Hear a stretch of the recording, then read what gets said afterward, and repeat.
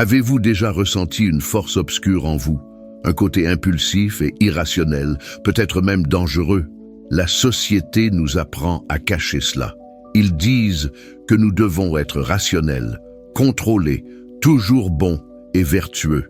Mais que se passe-t-il si je vous disais que ce côté sombre que vous essayez de supprimer peut être votre plus grande source de puissance? Nietzsche croyait qu'en chacun de nous, il y avait le chaos latent, une énergie brute faite d'instinct, de désirs refoulés et d'impulsions primordiales. Et il était un avertissement. Si vous n'apprenez pas à faire face à cette force, cela vous contrôlera. Mais si vous savez le dominer, vous pouvez le transformer en quelque chose de grand. Aujourd'hui, explorons comment les grands philosophes comme Nietzsche et Schopenhauer ont vu ce côté sombre de l'existence et comment vous pouvez l'utiliser à votre avantage pour devenir plus fort, plus libre et plus puissant. La question est, êtes-vous prêt à affronter votre propre obscurité? Si vous sentez qu'il y a un côté sombre en vous, sachez que les grands philosophes y réfléchissaient pendant des siècles. Pour Arthur Schopenhauer, notre essence est émue par une force primitive qu'il a appelée volonté, une impulsion aveugle et irrationnelle qui nous fait vouloir, combattre et survivre. Cette force peut être destructrice si elle est laissée en vrac, mais c'est aussi l'énergie brute qui nous fait avancer. Nietzsche a pris cette idée et l'a poussée encore plus loin.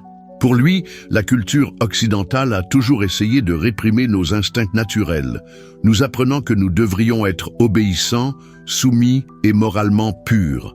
Le problème, lorsque nous essayons de nier notre vraie nature, nous devenons faibles, frustrés et pleins de ressentiment.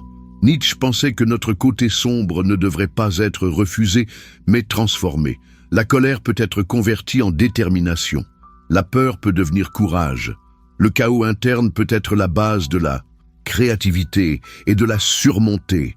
L'erreur n'est pas d'avoir un côté sombre, l'erreur est de l'ignorer. La question est, que se passe-t-il lorsque nous essayons de réprimer cette partie de nous?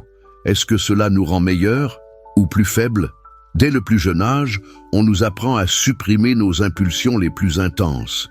Ils disent que nous devrions être gentils, contrôler la colère, éviter la confrontation et cacher tout désir qui peut être considéré comme mauvais. Mais cette répression fait-elle vraiment de nous de meilleures personnes? Nietzsche a mis en garde contre un grand danger.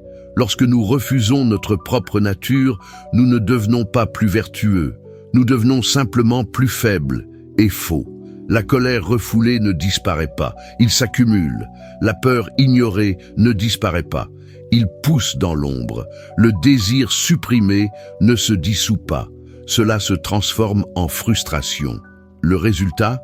Les gens de ressentiment, incapables d'exprimer leur vraie force, de vivre à la merci des règles qu'ils n'ont même pas choisies pour elles-mêmes. Nietzsche a appelé cette moralité esclave, une sorte de soumission qui rend l'individu passif, et le ressentiment contre ceux qui vivent plus intensément. Mais il y a une autre option, intégrer votre ombre. Cela signifie reconnaître que les impulsions sombres font partie de vous, les comprendre et les diriger vers quelque chose de constructif. La colère peut être un moteur pour le changement. La peur peut être un avertissement qui renforce votre courage. Le désir peut être une impulsion créative. L'intégration de l'ombre ne signifie pas se rendre au chaos, mais la transformer en puissance. Si le chaos intérieur peut être une source de destruction, il peut également s'agir du carburant de la transformation. Mais pour cela, vous devez apprendre à diriger cette énergie. Nietzsche a déclaré que ceux qui voulaient devenir forts devaient passer par un processus de transmutation. Au lieu de nier vos émotions intenses, vous devez les affiner, les canaliser et les convertir en quelque chose de grand. Cela nécessite un effort. Le moyen le plus simple est d'être dominé par les impulsions et d'agir destructive. Mais le vrai pouvoir est de prendre possession de cette énergie et de le façonner à quelque chose de plus grand. Nietzsche lui-même a parlé de la nécessité de se vaincre constamment.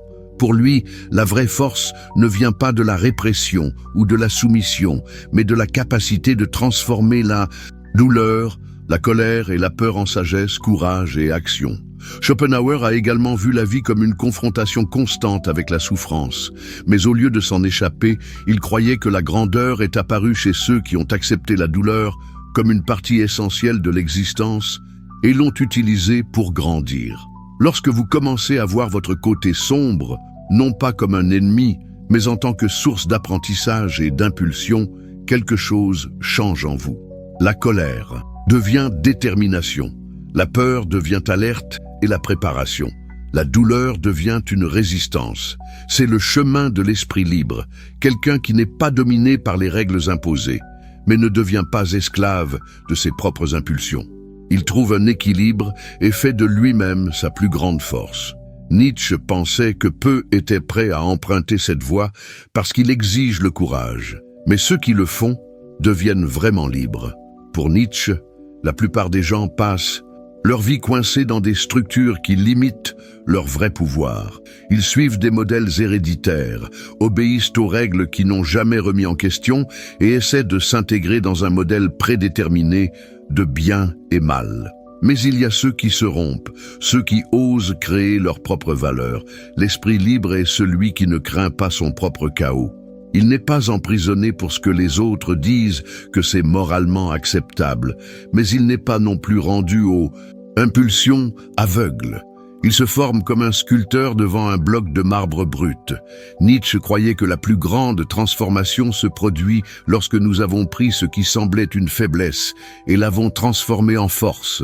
L'ombre n'est plus un poids et devient un moteur pour la création. Ce voyage n'est pas facile. Cela nécessite l'introspection, l'auto-témoignage et, surtout, le courage de faire face à l'obscurité. Mais pour ceux qui acceptent ce défi, le résultat est une existence plus intense, plus vraie et plus libre. La grande question est, êtes-vous prêt à regarder à l'intérieur et à transformer votre propre ombre en puissance? Nietzsche a déclaré que pour quelque chose de nouveau à se produire, il doit d'abord faire face à la destruction de l'ancien. Cela vaut pour le monde, mais surtout pour nous-mêmes. Faire face à votre ombre, c'est ne pas s'y rendre, c'est le maîtriser, le façonner et l'utiliser comme carburant pour sa propre évolution. La plupart des gens passeront leur vie à fuir leur propre chaos, s'accrochant aux illusions de contrôle et de sécurité. Mais ceux qui ont le courage d'accepter leur vraie nature peuvent transformer leur faiblesse en force, leur peur en courage et leur obscurité en lumière. Maintenant, dites-moi, êtes-vous prête à suivre ce chemin ou allez-vous continuer à fuir vous-même? Laissez votre réponse dans les commentaires. Je veux savoir comment vous traitez de votre propre côté obscur. Et si cette vidéo avait du sens, pour vous, partagez-la avec quelqu'un qui a besoin d'entendre ce message. Abonnez-vous au canal et activez les notifications afin de ne pas perdre le contenu suivant. Nous nous voyons dans la vidéo suivante.